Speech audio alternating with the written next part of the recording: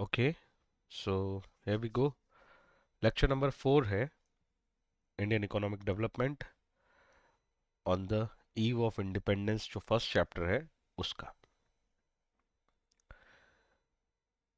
Occupational structure पे हम इस लेक्चर में बात करने वाले हैं। ब्रिटिश पीरियड में किस तरह का ऑक्यूपेशनल स्ट्रक्चर देखने को मिला। तो पहले तो ये समझें कि ऑक्यूपेशनल स्ट्रक्चर का मतलब क्या होता है, फिर हम ये देखते हैं कि ब्रिटिश पीरियड में किस तरह का ऑक्यूपेशनल स्ट्रक्चर था। बहुत छोटा सा लेक्चर है ये। ऑक्यूपेशनल स्ट्रक्चर मतलब आपकी वर्कफोर्स, पूरी इकोनॉमी में जो भी वर्कफोर्स है, जो लोग काम करते हैं, वो किस तरह के सेक्टर में इन्वॉल्व है, इसको बोलेंगे स्ट्रक्चर। प्राइमरी सेक्टर में कितने लोग इन्वॉल्व हैं, सेकेंडरी में कितने इन्वॉल्व हैं और टर्शरी में कितने इन्वॉल्व हैं। ऐसे कई देश हैं, ऐसी कई इकोनॉमी है जहां पे सेकेंडरी सेक्टर बहुत ज्यादा ग्रो कर रहा है। मतलब वहां की ज्यादातर वर्कफोर्स जो है वो सेकेंडरी सेक्टर में इन्वॉल्व होगी। जहां पे टर्शरी सेक्टर ग्रो कर रहा है, जैसे रीसेंट इंडियन इकोनॉमिक्स देखें तो हमारा टर्शरी सेक्टर जो है वो सबसे ज्यादा ग्रो कर रहा है। ठीक है, प्राइमरी, टर्शरी और सेकेंडरी ये तुमने पहले भी पढ़े हैं बचपन में। मैं एक बार अपनी तरफ से फिर से रिकॉल करा देता हूँ। तीनों प्रोडक्शन यूनिट होते हैं, तीनों में गुड्स या सर्विस प्रोड्यूस हो रहे होते हैं। अंतर क्या है? प्राइमरी सेक्टर नेचुरल रिसोर्सेस से प्रोडक्शन करता है, नेचुरल रिसोर्सेस से प्रोडक्शन करता है। जैसे प्रोडक्शन करने के लिए वो लैंड, वाटर, सॉइल, इस तरह की चीजों का इस्तेमाल करता है। कंज्यूमर गुड्स भी बनाता है और raw material for secondary sector भी बनाता है।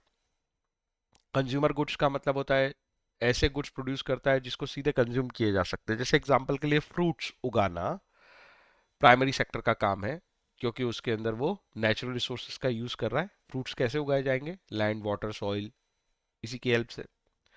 तो सारी फार्मिंग की एक्टिविटी, फिशिंग की एक्टिविटी या ऑयल एक्सप्लोरेशन है, ऑयल एक्सट्रैक्शन है, ये सब जो है प्राइमरी सेक्टर का काम होता है। तो यहाँ पे कुछ कंज्यूमर गुड्स भी बनते हैं और कुछ गुड्स ऐसे बनाते हैं जो रॉ मटेरियल की तरह इस्तेमाल होते हैं सेकेंडरी सेक्टर के लिए। सेकेंडरी सेक्टर क्या होता है? ये भी प्रोडक्शन यूनिट है, मतलब यहाँ भी प्रोडक्शन ही होगा, प्राइमरी में भी प्रोडक्शन हुआ, यहाँ भी। लेकिन यहाँ पे प्रोडक्शन जो होता है वो किस इंटेंशन से होता है? रॉ मटेरियल को फिनिश गुड्स में हम कन्वर्ट कर देते हैं। इसको प्रोसेसिंग इंडस्ट्री भी कहते हैं। तो यहाँ कई सारी प्रोसेस अप्लाई की जाती है जिसमें रॉ मटेरियल फिनिश गुड्स में कन्वर्ट हो जाता है। जैसे कॉटन उगाया प्राइमरी सेक्टर में और कॉटन से शर्ट बनाया या कपड़ा बनाया सेकेंडरी सेक्टर में, तो रॉ मटेरियल को फिनिश गुड्स में कन्वर्ट कर देते हैं।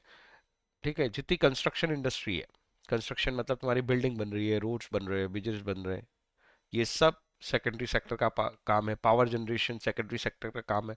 तो जितनी फैक्ट्री या प्रोडक्शन यूनिट्स तुम इमेजिन कर सकते हो जिसमें रॉ मटेरियल फिनिश गुड्स में कन्वर्ट हो रहा है, वो सब सेकेंडरी सेक्टर में आता है।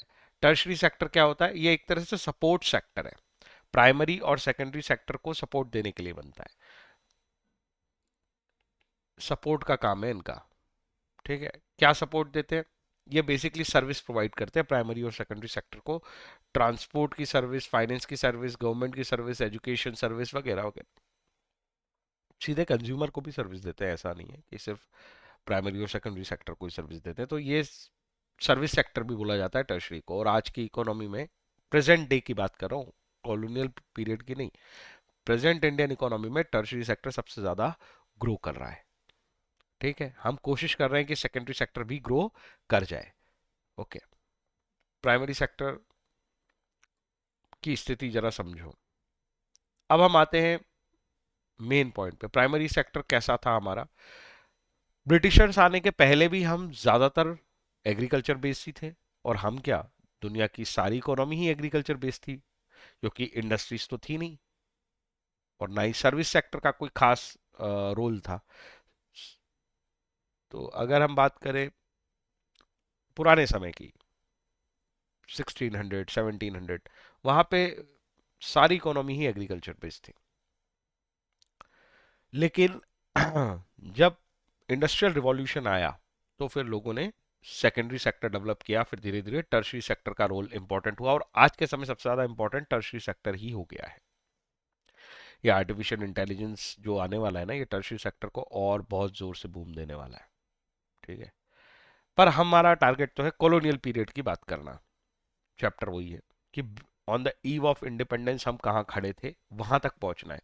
तो ये जितने टॉपिक अभी हम पढ़ रहे हैं, पहले हमने पढ़ा एग्रीकल्चर को लेके क्या स्थिति रही 15 अगस्त 1947, that is eve of independence.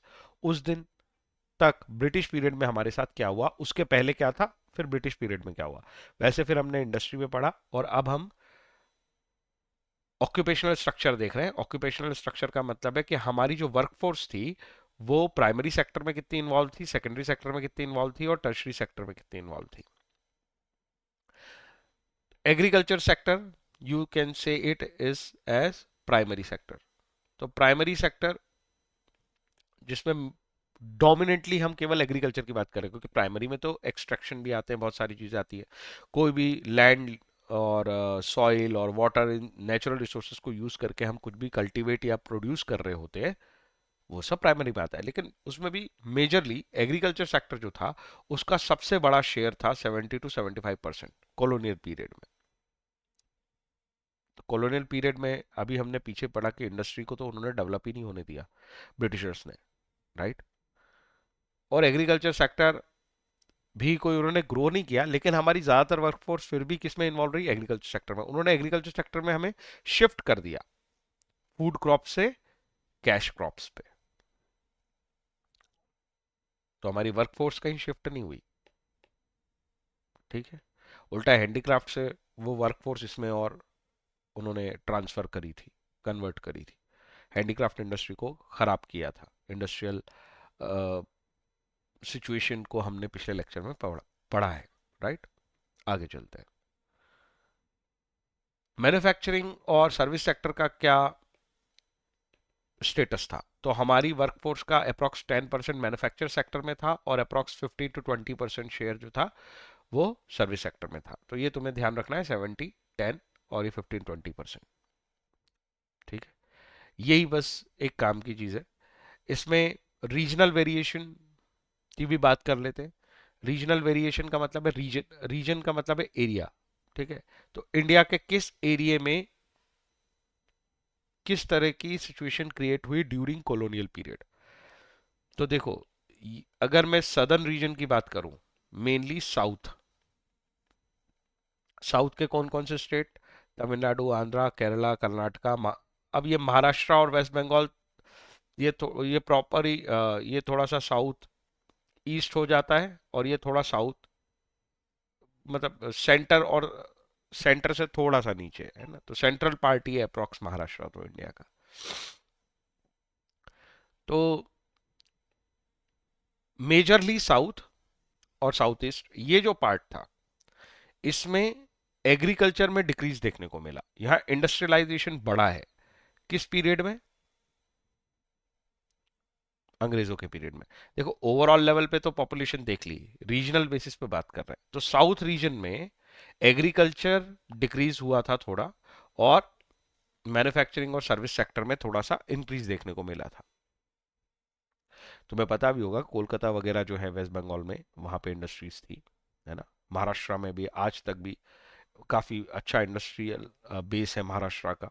India का टॉप मोस्ट स्टेट मान सकते हो इंडस्ट्री के मामले में। अब गुजरात भी है, गुजरात उस समय इतना डेवलप नहीं हुआ था, गुजरात इंडिपेंडेंस के बाद डेवलप हुआ, पर महाराष्ट्र इंडिपेंडेंस के पहले से इंडस्ट्रियल हब है। ठीक है, तो महाराष्ट्र, वेस्ट बंगाल, ये दो को छोड़ो और बाकी पूरा सदर्न रीजन, यहाँ पे इंडस्ट्रीज डेवलप हुई। इस वजह से जो वर्कफोर्स थी वो सेकेंडरी और टर्शरी सेक्टर में शिफ्ट हुई, और थोड़ा डिक्रीज देखने को मिला एग्रीकल्चर सेक्टर में। और बाकी का जो तुम्हारा रीजन था, ठीक है, राजस्थान, पंजाब, इसमें तुम यूपी भी ले सकते हो, ये सब जो एरिया था, मतलब हमारा सेंटर पकड़ लो और नॉर्थ पकड़ लो, उसमें तो एग्रीकल्चर वर्कफोर्स में इंक्रीज देखने को मिला। बाकी सब जगह पे क्या सर, बाकी सब जगह पे एग्रीकल्चर ही था, प्री ब्रिटिश पीरियड भी और ब्रिटिश पीरियड के दौरान भी एग्रीकल्चर ही रहा। तो उसके अंदर कोई चेंज देखने को नहीं मिला। तो हम केवल उन स्टेट्स की बात कर रहे हैं जहां पे चेंजेस देखने को मिले। तो राजस्थान में, पंजाब में, उड़ीसा में, यहाँ पे हमने चेंजेस देखे कि लोग, वर्कफोर्स जो थी वो सेकेंडरी और टर्शरी को छोड़ के प्राइमरी में आ गई। आई होप मेरी बात समझ में आ गई। ओके,